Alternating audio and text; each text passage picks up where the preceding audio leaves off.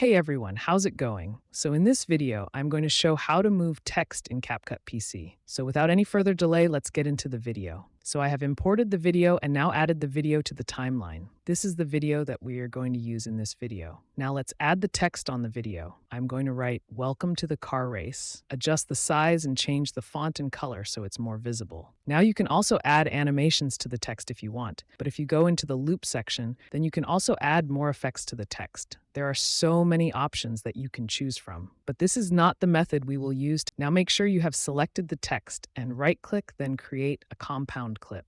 Now go to Effects and add this play pendulum effect to the text clip and adjust the settings. Do twist 0, strength from 10 to 20 depending on you. Don't change the sharpen, and increase the speed to 60 to 80 depending on you. Let me play the video.